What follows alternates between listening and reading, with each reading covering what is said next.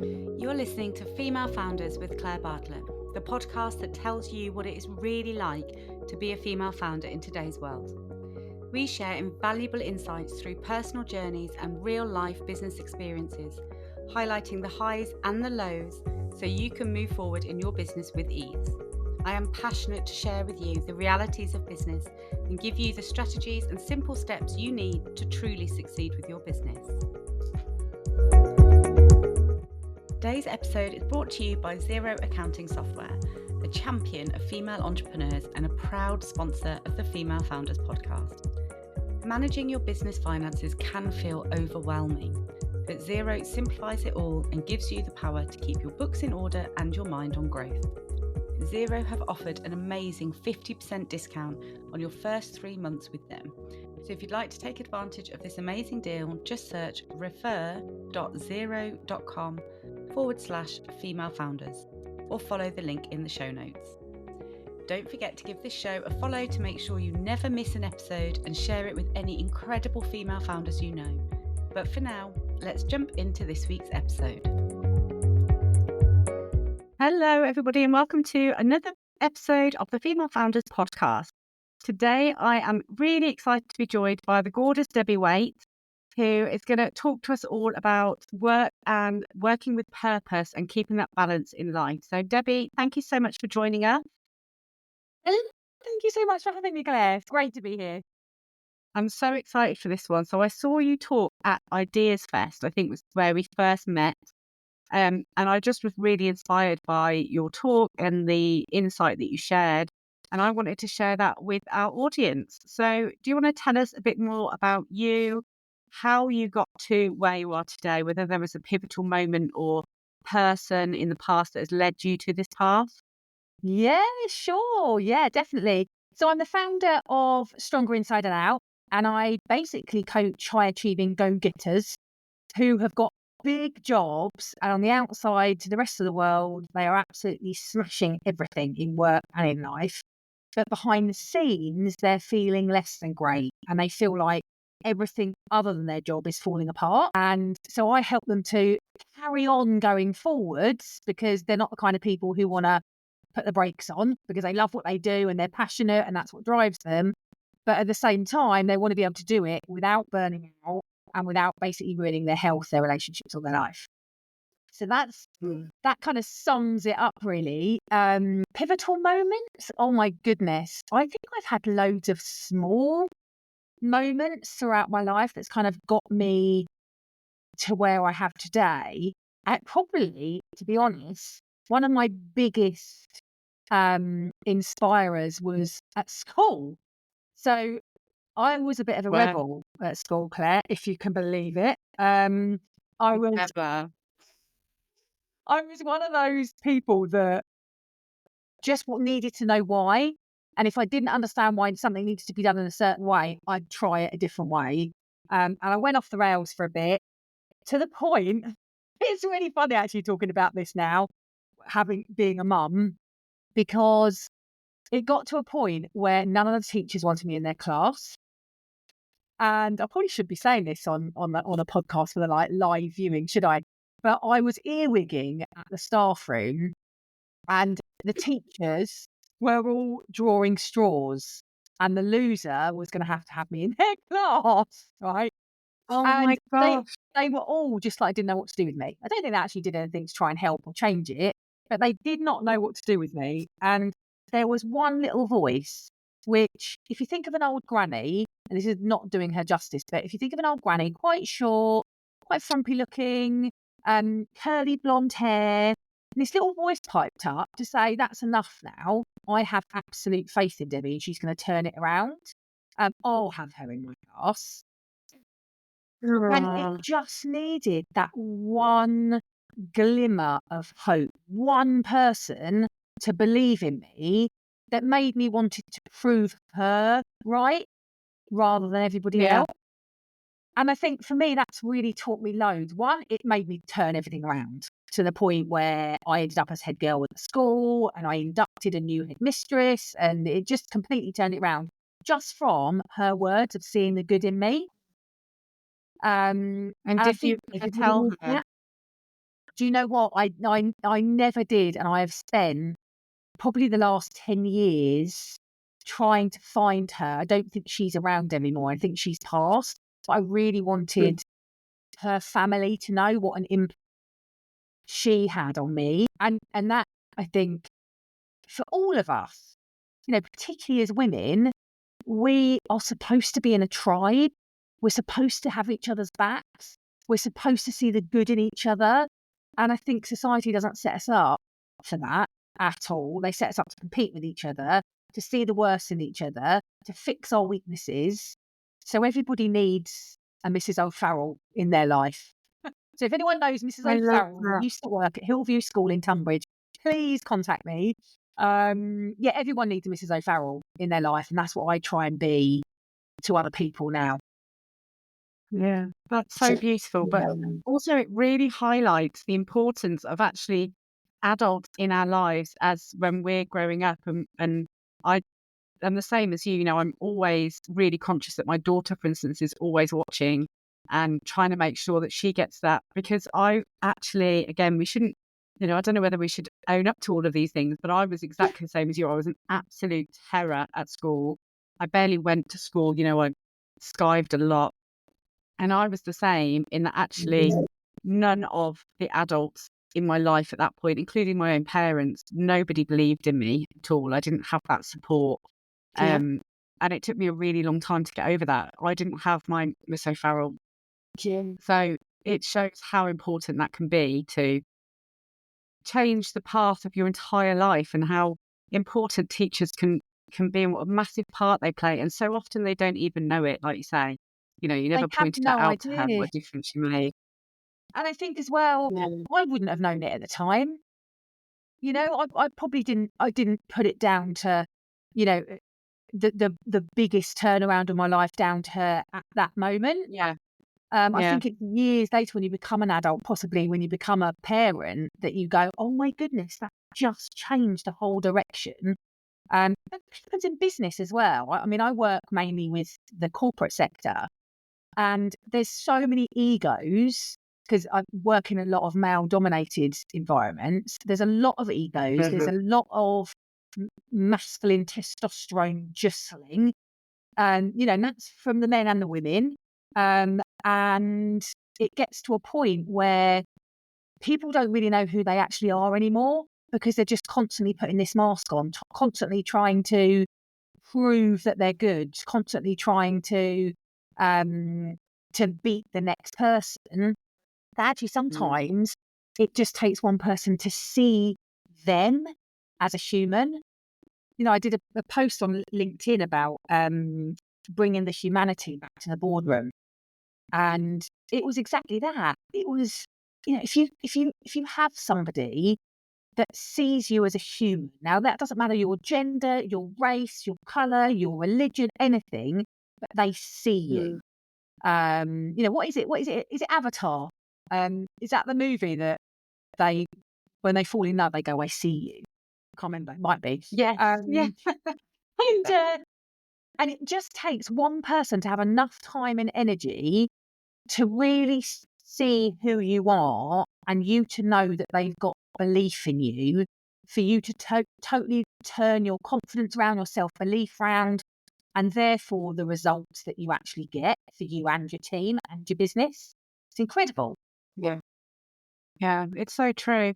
And I think, like you say, we're so driven now as an entire race, the human race is so driven to always be the best and be pushing and, like you say, jostling for the top spots and the biggest salaries and the houses. And actually, none of that necessarily, people forget what actually they want. And it's always about keeping up with the Joneses and just pushing for that more, more, more. And like you said at the beginning, which we'll hit on in a second, is losing that balance then in life, and actually your purpose in life. And if somebody can just take the time, because it does take time to put that special effort in to actually see somebody and let that person know that you see them for all that they are, create safe spaces where they can talk openly about actually what it is that they want from life and their career. And I think we often feel really judged actually about the decisions that we make in our career. And if we don't take the biggest paying offer on the table, that's a really judged decision. Why on earth would you not take the biggest? We've just had this actually in our personal life, where my husband was looking for a new job and he had lots of offers on the table, and he hasn't taken, I don't know whether he'll be happy me sharing this or not, but he didn't take the highest offer on the table because he wouldn't have had that balance in life then, and we wouldn't have seen him as much, and our daughter's at quite a critical age, and he's made that decision for him. And I think there's a lot of people that would feel pressured into taking that higher salary and that bigger job because then they can keep up with the Joneses. But that's not what matters in life at all. Exactly. And that's why I Yeah. love so much what you do, because you help people see that, realize what it is that they want from life, and then make sure that they can achieve it as well as keeping the balance in life. 100%. And I think that I've done it for years for business owners, for people who have want to start a business or aren't happy in their career or are in a business but can't get it to move forward without, getting divorced or getting ill or becoming a shouty parent, Brilliant. as I call it. But actually, where it's needed more, in fact, in my view, and where I can certainly make the biggest difference is in the boardroom. Because when it comes to these big corporates, these international corporates and SMEs as well, but what happens is the vulnerability is not allowed at the boardroom table. It's just not. At some point maybe, and therefore nobody has that person.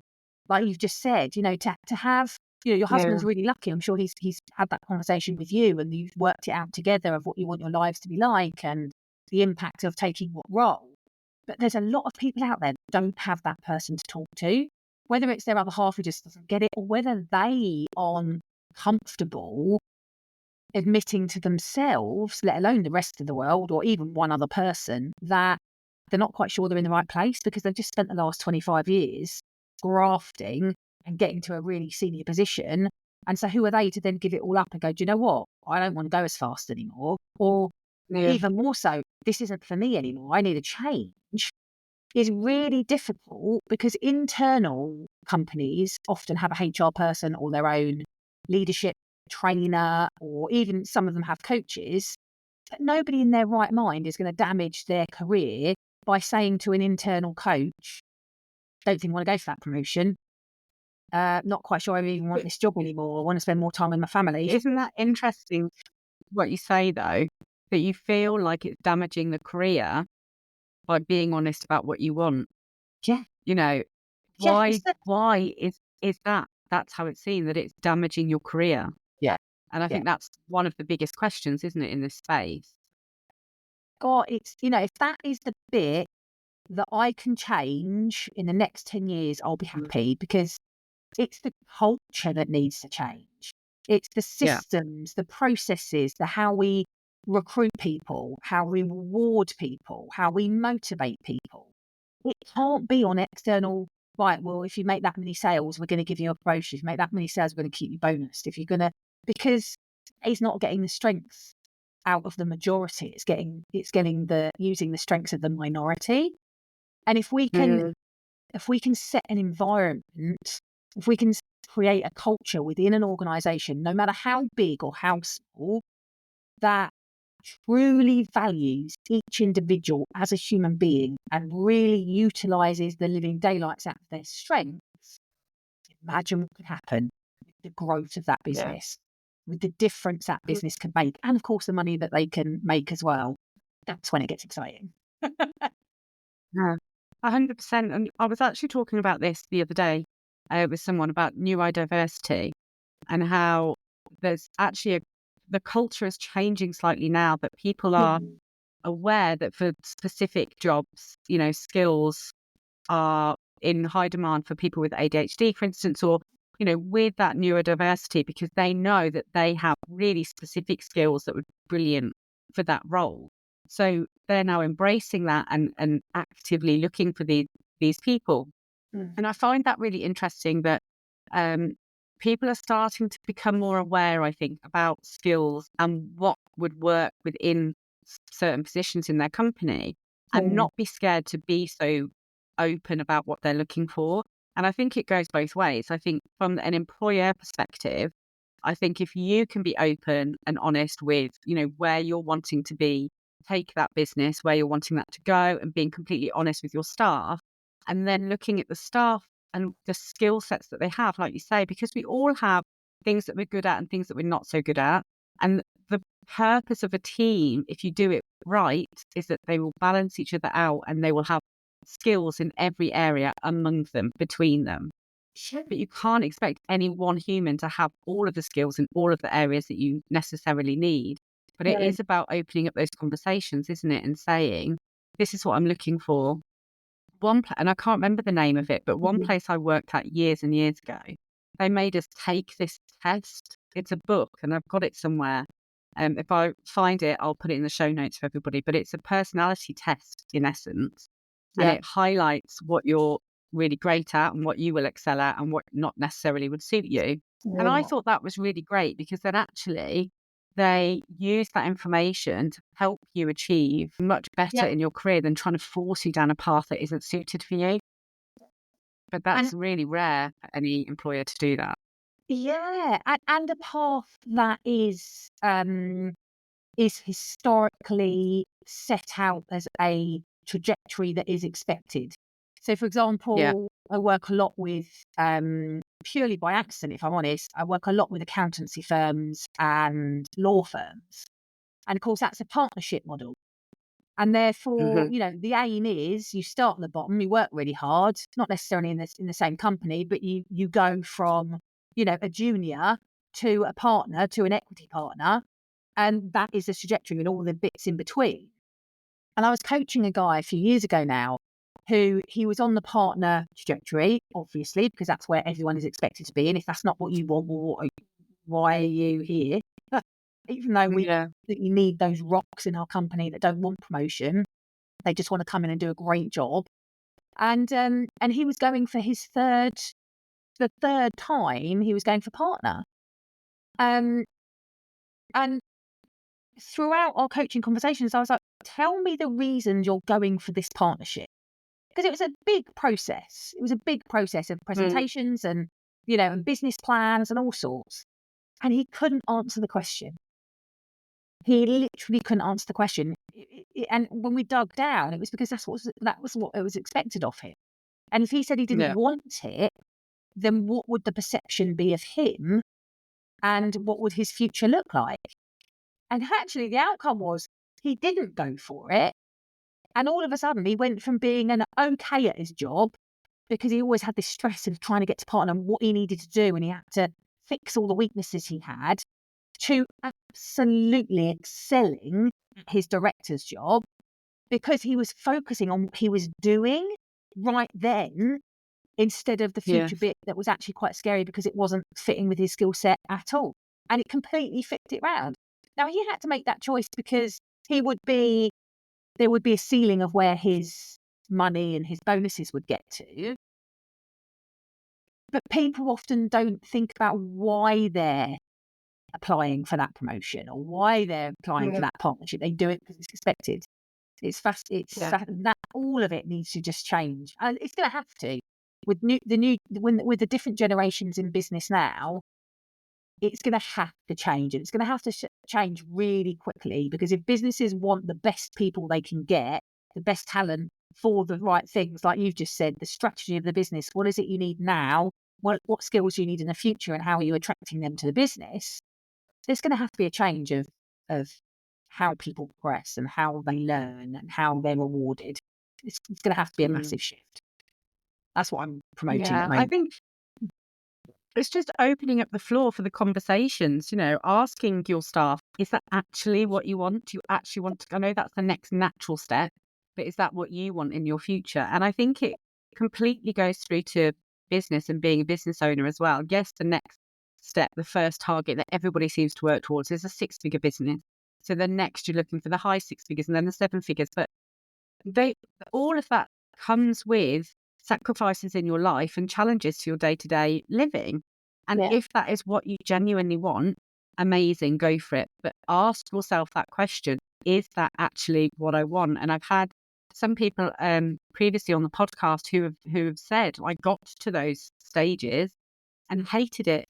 One person described it as a gilded cage, which I love, because they'd worked so hard and followed this path that is pre-written for business owners in effect, and they'd got to that 7-figure stage and they absolutely hated their life. They had no balance. They were spending no time with their family. They were burnt out, exhausted, and they completely lose the passion for what they're doing because it becomes a job, it becomes a chore because it's not aligned with them. So they had to spend a long time undoing what they'd created basically and finding a better way. And I think it's so rare that we ask ourselves these questions. We do constantly it's like being on a treadmill and you just follow the path that everybody else before you has tread. And, we think that's what we should be doing, like you say, but it's really important to ask ourselves these questions and actually figure out what you want from life. And also there's life stages, at the moment, our daughter is at an age where we want to be around and she wants us around. Give us another 5 years and she won't want us there anymore. We'll be able to work more. And so we'll be looking for a different thing to do with our time and our business and work life. And again, I think it's important to bring that into the conversation of where are you at this point? Just because he doesn't want partner now doesn't mean that in 5-10 years he might not want it then, Yeah, for sure. And I'm a firm believer in that. And I think that now more than ever, so what, 10, 15 years ago, I was running a massive diversity project in a global insurance company. And the sole focus of the project was to get more women into senior roles. And to get more women into senior roles was going to make obviously a massive difference because then you've got a different personalities at the top level, different creativity, different thoughts, different ways of doing things, which is great. And obviously it hit the numbers and showed that they were a great place to work. But actually, what it boiled down to was, are we setting both women and men up for success when they become a parent? And what happened, in my view, is when this all started about 15, 20 years ago, about trying to get more women into senior roles, of course it was done for the right reason. And it was done to create opportunity for women and to, try and decrease the gap, the gender gap. Brilliant. Yeah. However, what I believe has now happened, it's put so much pressure on women, particularly the high achieving, go-getting women who are really driven, to do more. Because if you're not earning 6 figures, or you're not earning 7 figures, or you're not on the board of blah, blah, blah, then actually you're a bit of a failure. What do you mean it's because you're a mum? Well, so what? All these other women are doing it. They're being great mums. They're staying fit and healthy. They're cooking everything from scratch. And they're also on the board of directors and they've got their own 6-figure side hustle. And I just say boobs to a lot of it. Because I just think, whoa,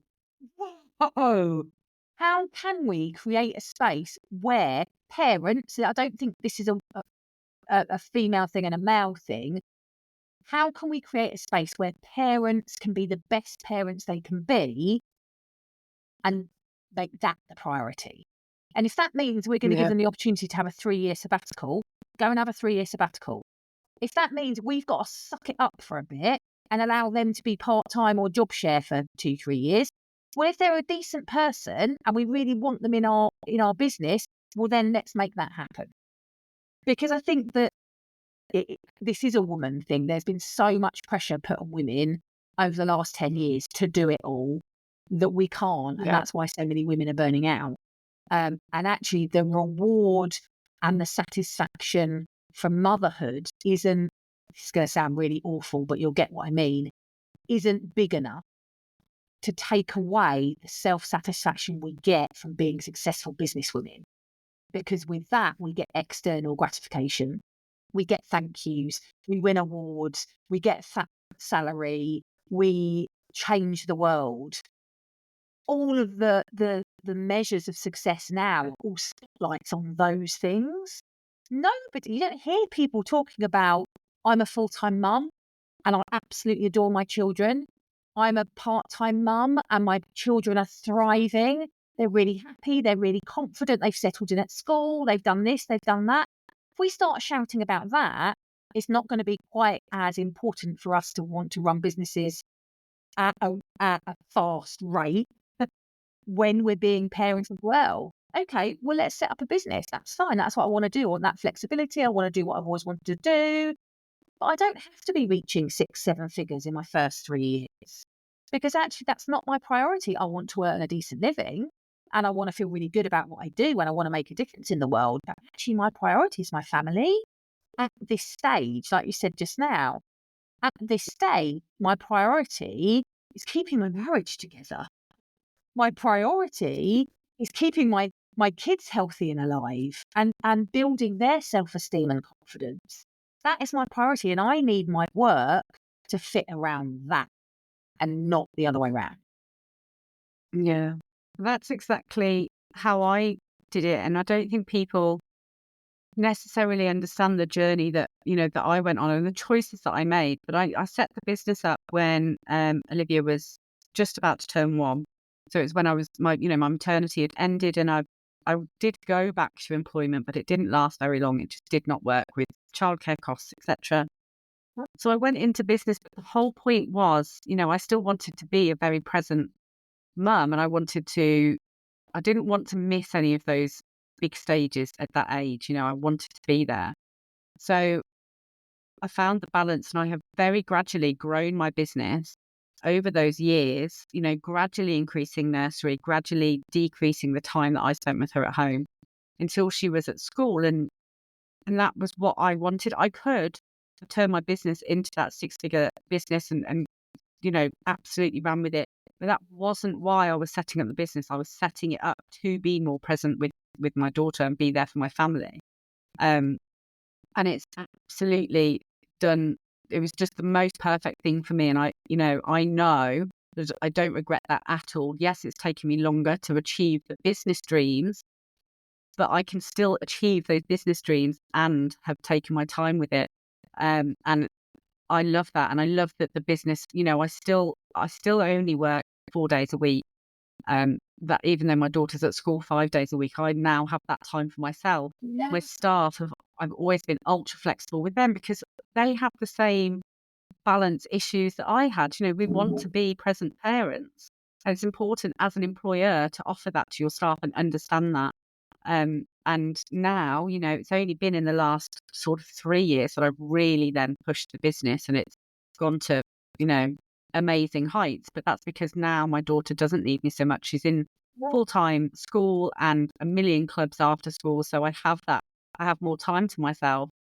But I think some people feel guilty and pressured by society if they don't want to instantly push their business to that next level and grow, to that 6-7 figure target, because that's what society shows that you're meant to do. Exactly. But it's so easy to burn out.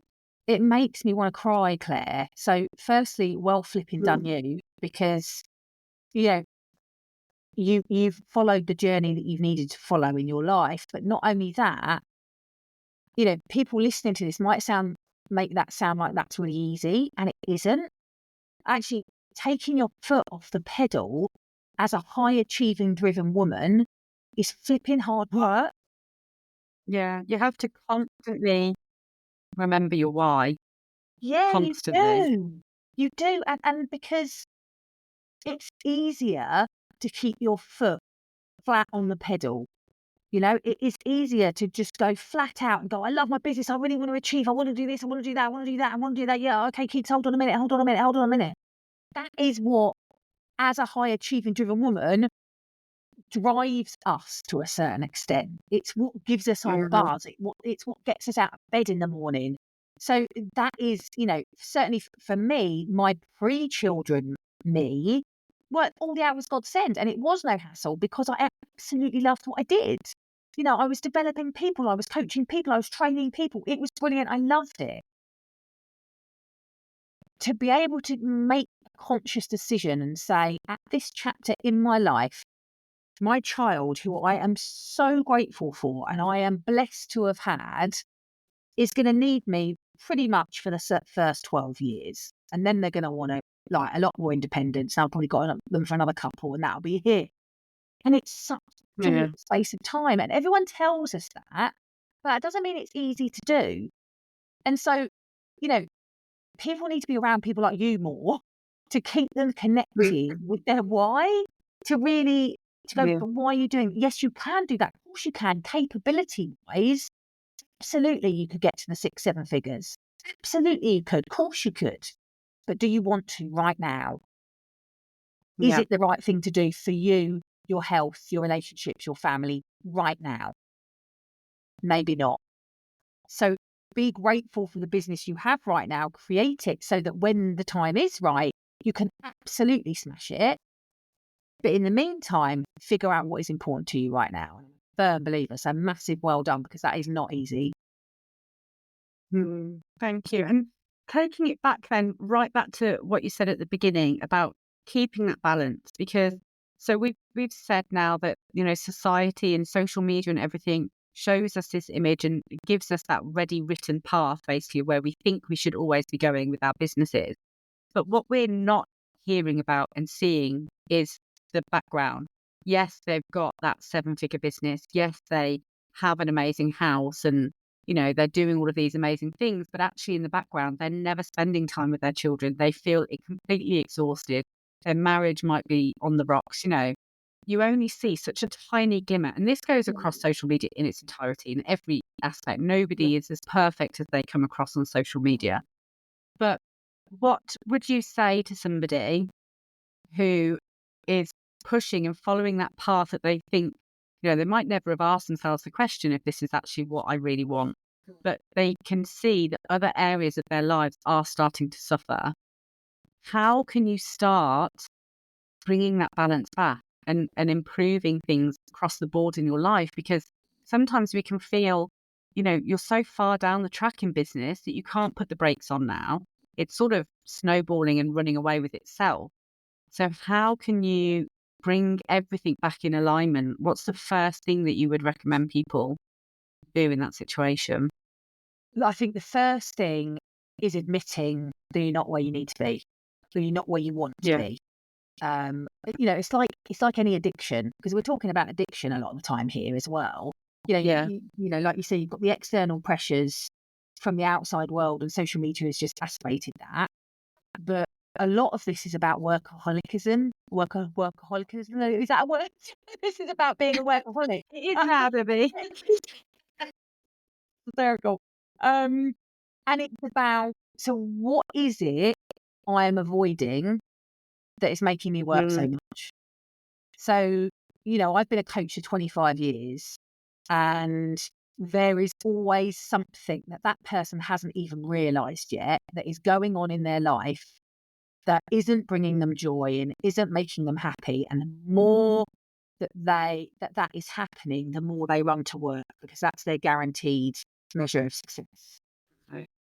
And so, first of all, I think it is admitting that actually, do you know what? I need to start looking in the mirror and going, am I where I want to be? Is this what I am created, or what I have created, this life that I'm living in right now, how I want it to be? Because I'm only here once. It can be whipped away from us tomorrow. So I think that's the first stage. You know, obviously as a coach, I would say 100% find the right coach for you, because the industry, since COVID, everybody's a coach, right? And that's brilliant. Don't get me wrong. That is great, because it means that there is so many more coaches out there. And I often find that people either label themselves a business coach or a life coach. The business coaches are focused on the strategy and the finances and the marketing plans and their 5-year goals, etc. And the life coach is often more about nutrition, exercise, meditation. Very few look at the actual individual. It's all one package. Yeah, it's not looking at, you know, if I was working with you, Claire, I'm not only looking at your business. I'm not only looking at your life. What I'm doing is I'm looking at you as an individual, and unique, incredible person. and where you're at, where you want to go. So I think, firstly, it's figuring out where you're at and that you're not happy. Secondly, I would say find the right coach for you. You know, I'm like Marmite. People either love me or hate me. I don't care either way. I am who I am. If you love me, come talk to me. If you don't, we'll just stay away and find somebody you do like. You know, either or. And therefore, there's always somebody out there for somebody. And the Yeah. third thing I would say is get yourself in a community, in an environment where there are people like you and you can be vulnerable. And what I mean by that is, so I've run, leadership development programs. I've run online transformational programs. I've run online academies. But what was missing was a place where high achieving, go-getting driven people can be in a room, be known to be successful in their own right, but behind the scenes, they can say, do you know what? My marriage is falling apart. I don't know what to do about it. You know, and one conversation could be about that. Another conversation could be about their health. Could be about how to get more sales into their business. But to be in a group of people where you can have those conversations who are just as excited talking about business as they are having fun and how important it is to have good friends. So they're the type of environments I create in my masterminds, because I think it's got to be the both. It's got to be the business and the life, but not many people want to do the two. They want either one. You know, I've been in a mastermind before where we've been focusing on our businesses, and it's where I was at a bit of a crossroads of, you know, am I focusing more on corporates? Am I focusing more on females? And am I focusing more on early business owners? Where am I at? And I remember being in the room and going, do you know what? I actually don't know what it is I'm selling and who it is I'm selling it to at the moment. I'm going through a bit of a transition. And there's quite a new person in this mastermind. They went, well, I wouldn't buy anything from you. I was like, what? I felt really vulnerable at the time, because it was a bit like, oh, okay. And then I was like, hold on, I'm not selling to you. It's very different being at a networking event where you're at an event and your aim is to network the living daylights out of it, to get new contacts. You know, we met at a business event, you know, Ideas Fest. It was brilliant. That's where we met. It was great. And now we're talking on a podcast. Brilliant. So that wouldn't have been the place where I went, oh, I'm not quite sure what I'm doing. So it would definitely be find yourself an environment where you can be both the high-end, brilliant business person that you are and the vulnerable human being that you are as well. And both are rated just as successful as each other. Yeah, I love that. And I think you're right. It's so important to find yourself that community and that space, because, you know, we talk a lot about celebrating the wins, you know, always, no matter how small it is, always celebrate the wins. But you need the people to pick you up when you're, you know, on the other side of that spectrum as well. And with life, I think when we're talking about careers, I think people think it's different when you're on a career, an employed career, and a business owner. But actually, they're very similar paths. You know, it's all about, it impacts your life so much, work, however you spend your time at work, it impacts everything else around you. It's where we spend majority of our time, everybody, you know. So you have to be happy in that, but you also have to be happy in all of the other areas, because, again, vice versa, that impacts your career and your business as well. So having I think it does take confidence, having the confidence to say, I am smashing it in my business right now, but you know what, guys, at home, I feel like I'm really failing as a mum. I've missed all of this, you know, the last school performance or whatever, like I'm really screwing up there. Having that space to honestly be able to share that and not feel judged at all, and have probably that room, would probably say half of them would go, do you know what? Yeah, I felt exactly the same. Last month I missed this, you know, even if it's just to say you're not alone in that. And there's points where I've dropped the ball as a parent as well. Or, you know, yeah, me and my partner, we actually had to have some discussions and make time for some date nights to get that balance back, you know. having, I suppose it is literally that, it's knowing that you're not alone and that other people are facing these challenges as well. And then you can share the tips and advice of what worked for them, what didn't work for them. But having the community, and I've said this from day one, because it can be a lonely place, this world of ours. It can feel really lonely, even in the busiest spaces. So I think finding that community that you really feel like you have that army of cheerleaders around you, I think is so important. And it's beautiful that you're creating that, trying to create those spaces. I love that. Thank you. Yeah, thank you. I think it's really important. And I think it's you know, I often say I create secret best friends for people because most of the people I work with don't want the world to know yet that they're working with me. And I'm not the kind of person that I've always got selfies on social media about who I'm working with, or I do screenshots of my screen with all the people online working with me, because it's secret. It is. And now if somebody wants to share that they were, then fine. But as far as I'm concerned, that's their story to give, which from my business perspective is hard, because from a marketing perspective, that can be really tricky. But actually what people need is a private space where they can just be 100% themselves. And once I can get people to that stage, then it's about, right, now I've got a community over here of other people like that. Do you want to join it? Great, come on in. Because if we know, yeah, swimming particularly, one week I might be top of the world and got loads of energy, and the next week I might literally be flat on my back going, oh my God, I can't cope. Because our Yeah. energy and our hormones and our moods go up and down all the time. And if we can be around people who appreciate that and still value us for that, not beat us around the head with a wooden stick to say, why aren't you consistent? Well, I'm not consistent. I'm all or nothing. So I'm either flat out doing 12 hours a day and absolutely in my flow and loving it, or I can't get out of bed and it's just not a day I can just about get the kids to school.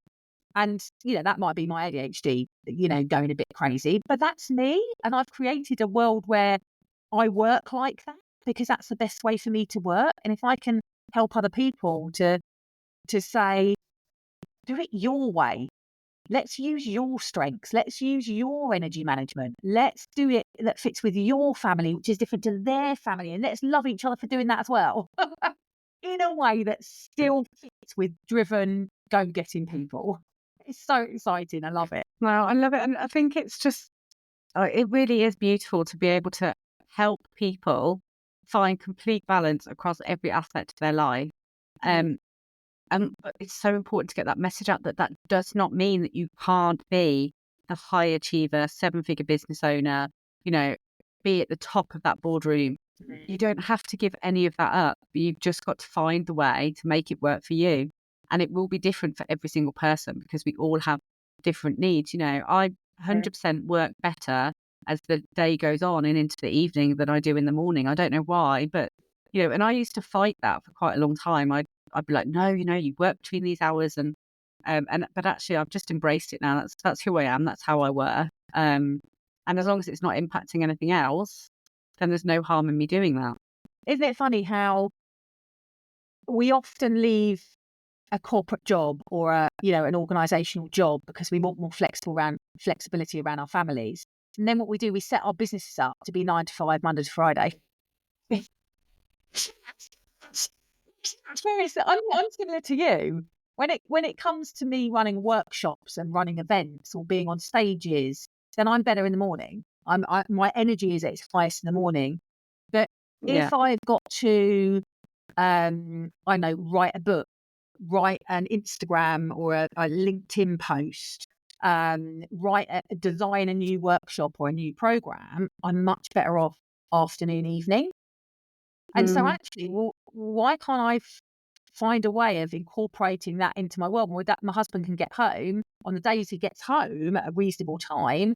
Well, I'm going to then work because I can really concentrate. But it's funny because we always end up trying to work Monday to Friday, 9 to 5, all within those parameters, which is nuts. It is ridiculous. But I think it's all about asking yourself the questions, isn't it? And becoming self-aware. I think that's the thing. So you and I obviously have realised that these are the times that we are really good at certain tasks. And if we try and do that in the morning, we'll still get it done, but it won't be as good and it will take us twice as long. Like asking yourself those questions and getting to know yourself on a really personal level. Again, I just think we get so wrapped up in everything on that treadmill and just go, go, go, go, go. We never take the time to just sit there and be like, what do I want? What is it that I am looking for in life? What am I loving at the moment and what am I not so enjoying? And is this the way that I'm working? You know, forcing myself to be a 9 to 5 person, is that actually working for me and getting the best out of me? And I think there's a massive push for people to, for me, I say this all the time, just start asking yourself questions, you know, and I'm a massive advocate for journaling. I absolutely love it. I ask the questions and I just let the pen sort of flow. And then I'll go back and read it later. I'll be like, God, I didn't even know that about myself. Like, where did that come from? Completely, it's so funny, isn't it? What can come out is, Yeah. but actually nobody facilitates us to learn about ourselves. So this is, you would have seen in my talk, I have my own model of working. It's called the success triangle, and the most amount of time, which is the foundation of the triangle, so it equates to the foundations of a house. You can't put the walls and a roof on dodgy foundations because they just won't last. So the success triangle is all about how to get to fulfillment, how to get to the pinnacle of life, which is happiness, fulfillment, joy, etc. And the next one down is business. And people always focus so much on business, but there are 3 stages underneath. And the bottom one is self-awareness. And that is where I spend a majority of my time with my clients. Exactly what you were just saying. Who are you? What do you stand for? What are your values? What is it you really want more than anything? What are your strengths? What are your blind spots? What are your dreams? What are your visions? All of that piece to really hold the mirror up and allow people to go, well, who am I? Particularly after they become a parent. Because all of a sudden you've got this life before being a parent where you had an identity, you were this, that, and the other. You become a parent, your whole world changes.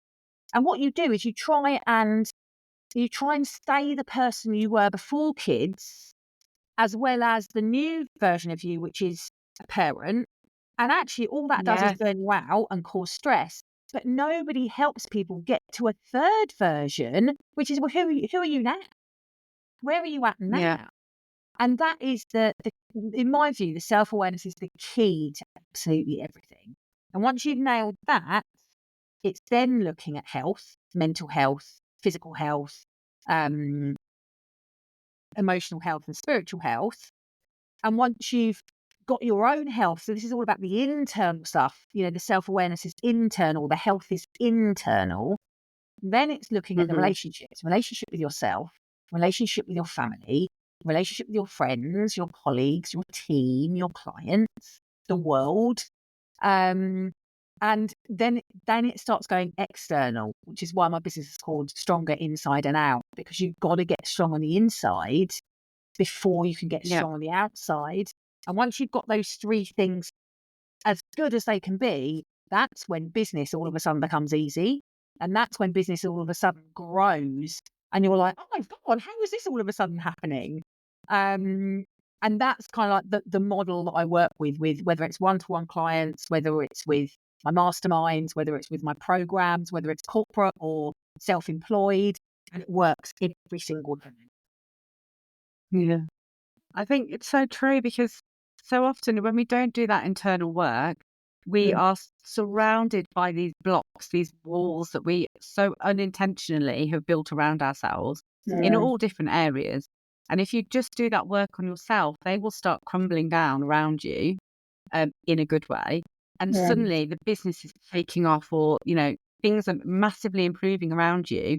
And you haven't actively done anything in that specific area of your life, but just because you have become more aligned with who you are, what you're looking to achieve, naturally, organically, everything around you improves. And I love seeing that transition in people. And I think so it's spot on that that's what you focus on the most, because until we truly know what it is that we actually are looking for and what keeps us, full of joy, how are we supposed to build that and build our careers and businesses around that when we don't even know it ourselves? So Yeah, I absolutely love that. Yeah. Debbie, if people are wanting to find out more about how you work or work with you, where is the best place for them to find you? So obviously my website is www.strongerInsideandout.co.uk. And there's some Yeah. freebie bits in there as well, and I'll also send you a link to my Success Triangle Masterclass, which I'm happy to offer your listeners for free. So I'll send you a link to that. I am on LinkedIn under Debbie Waite, Waite. And that's where I do more of my articles, my blogs, more of my thought leadership stuff. And I'm on Instagram as Stronger Inside and Out, which is more your chats, your live chats, your thoughts in the moment, the more behind the scenes kind of who am I kind of stuff.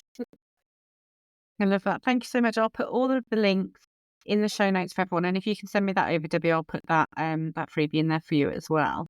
But yeah, just thank you so much for joining me. I could talk about this for hours and hours, but I realise the listeners probably need to get on with their day. So we should end it there. But yeah, thank you so much for joining me. Such great insights into, keeping that balance. And I want all of the listeners to go away and have a bit of homework and just ask themselves some questions and start really analysing where you're at and whether you are genuinely on the right path for you. Debbie, thank you again. Everybody, thank you for listening, and I will catch you all next week. I hope you've enjoyed today's episode, which was brought to you by Xero Accounting Software, a champion of female entrepreneurs and a proud sponsor of the Female Founders podcast. If you're running a small business and you're dreaming big, then Xero is here to help make those dreams a reality. Xero is all about supporting women like you, who are not just running businesses, but are also changing the game. So whether you're just starting out or you're scaling up, join a global community of female founders who trust Xero to manage their finances efficiently. Just visit refer.xero.com/female founders to learn more. But for now, don't forget to hit that subscribe button and share this episode with all the incredible female founders you know. And together, let's change what it means to be a female founder in today's world.